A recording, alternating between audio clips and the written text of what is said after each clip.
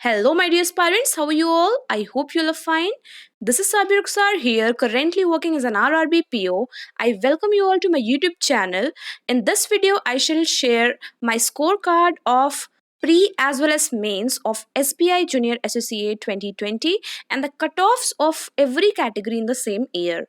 Also, I will tell about 5 most important things to clear any banking exam definitely. Let's begin the video. First of all, I want to tell you that I cleared this particular examination in my first attempt. So let's see pre का score card जो मेरा है उसे पहले देखते हैं। देखिए यहाँ पर आपको दिख जाएगा, ये है टोटल मार्क्स यहाँ पर लिखे हुए और यहाँ पर है मार्क्स स्कोर्ड जो कि है 76.25। जनरल कैटेगरी की अगर आप कट ऑफ देखेंगे तो वो था 68.75। मैंने अटेम्प्ट्स किए थे 73, ठीक है, बट जो एग्जाम का टफनेस होता है उस पे बेस्ड नॉर्मलाइजेशन भी होता है शिफ्ट वाइज, तो उस अकॉर्डिंग मुझे मार्क्स मिले हैं 76.25। तो आप ये भी कह सकते हैं कि एक्यूरेसी भी बिल्कुल मेंटेन्ड थी, ठीक है। तो आप यहाँ पर देखिए जनरल कैटेगरी की जो कट ऑफ है वो 68.75 है और मैंने मार्क्स पाए हैं 76.25, ठीक है। And I was shortlisted for the mains examination. यहाँ पर साथ ही साथ आप दूसरे कैटेगरीज के कट ऑफ देख लीजिए। एससी के लिए 59.5 है, एसटी के लिए 54 है, ओबीसी के लिए 68.75, ईडब्ल्यूएस के लिए 68.75, जनरल के लिए 68.75। तो कई बार ऐसे ये तीनों जो कैटेगरीज हैं उनके जो मार्क्स है ना आपको देखने को सेम मिलेंगे, कई बार ऐसा होता है। फिर आगे आप देख लीजिए एलडी, वीआई, एचआई, डी&ई, एक्सेस और डीएक्सेस के कट ऑफ्स यहाँ पर लिखे हुए हैं, ठीक है। So this was my pre score card और उसके बाद मेंस का स्कोर कार्ड ये रहा, ठीक है।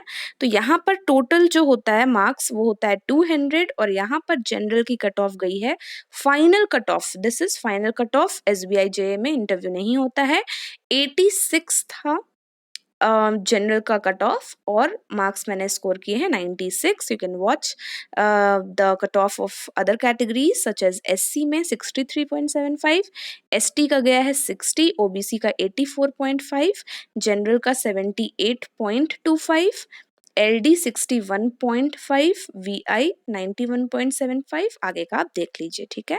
So I was provisionally selected और you can say I was finally selected and I was called for document verification too. Okay, so I didn't join. I had my reasons. I have made a particular video on that on my channel. You can watch it. And SBI clerk approaching है, उससे related strategy मेरे channel पर डली हुई है, उसे आप देख सकते हैं, ठीक है। So this was my pre and mains score card. आगे देखिए, अब हम डिस्कस करेंगे वो 5 थिंग्स जिसे आप फॉलो करके you can get final selection. So the first thing is do not only prepare for pre, prepare for mains too. सबसे बड़ी गलती जो एस्पायरेंट्स करते हैं वो ये करते हैं कि जब प्री का एग्जाम आने वाला होता है तो सिर्फ प्री पढ़ते हैं। समझ लीजिए उन्होंने बहुत अच्छे से प्रिपेयर किया, उन्होंने प्री को क्वालिफाई कर लिया, बट इसके बाद जो शॉर्ट स्पैन होता है मेंस के लिए उसमें बहुत ही बेहतरीन तरीके की प्रिपरेशन मेंस के लिए नहीं हो पाती है और कहीं ना कहीं वो थोड़े ही मार्क्स से मेन से चुक जाते हैं, ठीक है। आप कितनी भी अच्छी प्रिपरेशन कर लीजिए लेकिन वो उस पर्टिकुलर 1 महीने के अंदर आप सारी प्रिपरेशन नहीं कर सकते और कई बार 1 महीने से भी कम का टाइम होता है। जैसे जब मेरा प्री का रिजल्ट आया था, लोग जनरली प्री के रिजल्ट का भी वेट करते रहते हैं कि कब हम उसमें सेलेक्ट होंगे तब हम मेंस की तैयारी करेंगे। ये तो सबसे बड़ी मिस्टेक है। तो प्री का रिजल्ट के बाद आई थिंक प्री का रिजल्ट आया था 21-22 को, है ना, पर्टिकुलर डेट मुझे याद नहीं है, अक्टूबर में ही। और जो फाइनल था हमारा मेंस का डेट वो आप देख लीजिए, यहाँ पर 31 अक्टूबर है ना। तो आप देखिए कि 1 हफ्ते का हमें टाइम मिला हुआ था। तो ये गलती आपको नहीं करनी है। You have to prepare from starting pre and mains both. अगर आप प्री को 8 आवर्स दे रहे हैं कहीं ना कहीं तो आप 3 आवर्स मेंस को भी दीजिए। अगर आप 6 से 7 आवर्स दे रहे हैं तो आप इसे 2 से 3 आवर्स यहाँ पर दीजिए मेंस को, ठीक है। अब हमें इसमें क्या पढ़ना होता है, करंट अफेयर्स हमें डेली पढ़ना होता है।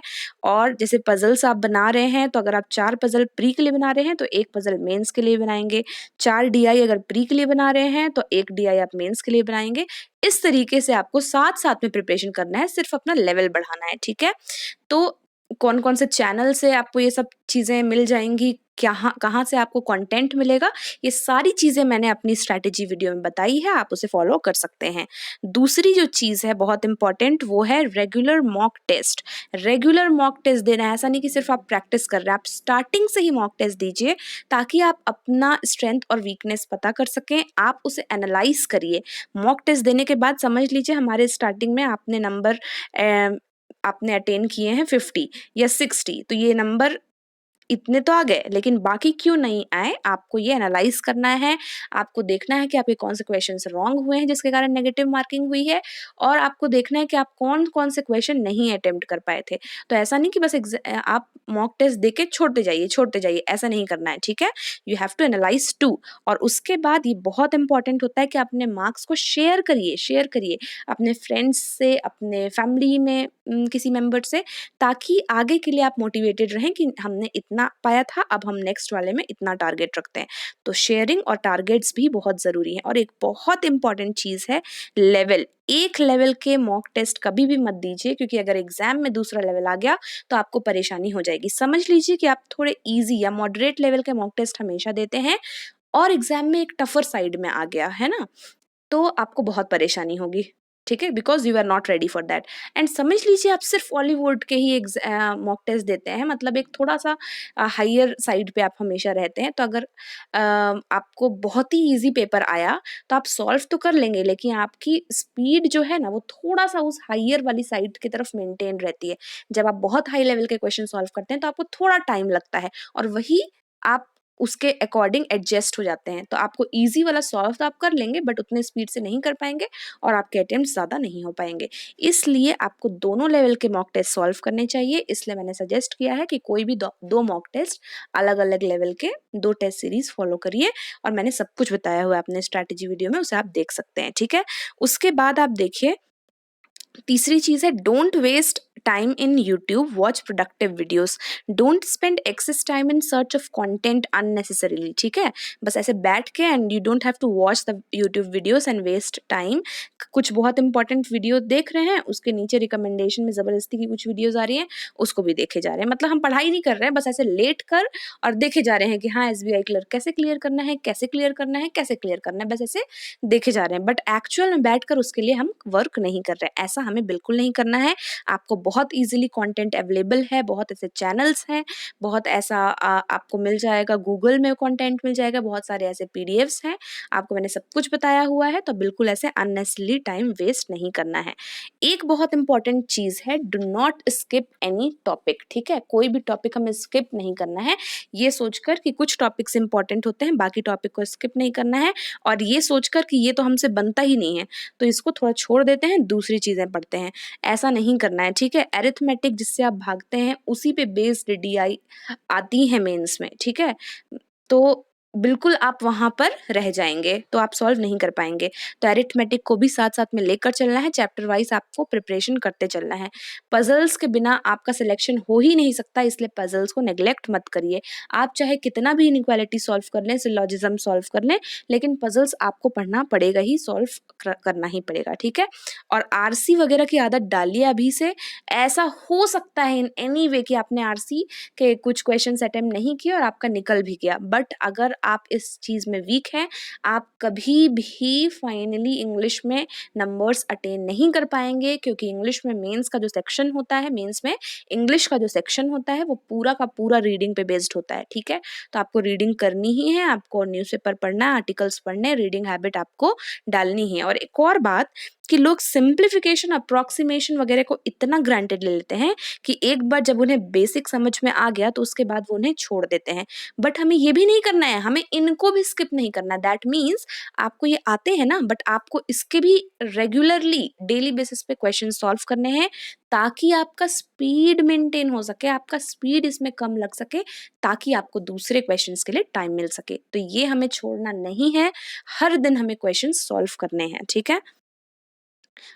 The last and most important thing is revise revise and revise. Revise क्या करना होता है? करंट अफेयर्स जो हम डेली पढ़ रहे हैं आप उसको वीकली बेसिस पे रिवाइज करिए। जो भी आपने पूरे हफ्ते पढ़ा है आप वीकली उसको रिवाइज करते चलिए, पिछले हफ्ते का। फिर आप हमेशा टाइम निकाल के पिछले मंथ का रिवाइज करते चलिए। तो ऐसे आपको रिवाइज करते रहना है, ठीक है। क्विजेस वगैरह करंट अफेयर्स के देने हैं। आप जो भी शॉर्ट नोट्स बनाएंगे, मल्टीप्लिकेशन, ट्रिक्स और स्क्वायर्स, क्यूब्स, ये सब जो हम पढ़ते हैं, है ना, और टेबल्स वगैरह, ये सब जिसका भी आप शॉर्ट नोट्स बनाएंगे उसे रिवाइज करते चलना है एवरी डे। आपको वोकैब, जो भी हम न्यू वर्ड सीखते हैं आर्टिकल्स से, न्यूज़पेपर से, उसका मीनिंग लिखते हैं हम एक जगह पर, उसे हमेशा रिवाइज करते रहना है, ठीक है। उससे जो भी हम जैसे समरी वगैरह लिखने को मैंने स्ट्रैटेजी वीडियो में बताया था, उसमें यूज़ भी करते चलना है। और यूसेज तभी हो पाएगा जब हमें वो याद रहेगा, ठीक है। तो इसलिए वो कैप्स को भी हमें हमेशा रिवाइज करना है। So that was all. These were 5 very important things to get final selection in any examination. Kindly follow these, okay? So that was all for today. This is Sabia Rukhsar signing off. See you all in our next session. Till then, stay happy, stay blessed, keep learning, and thank you for watching.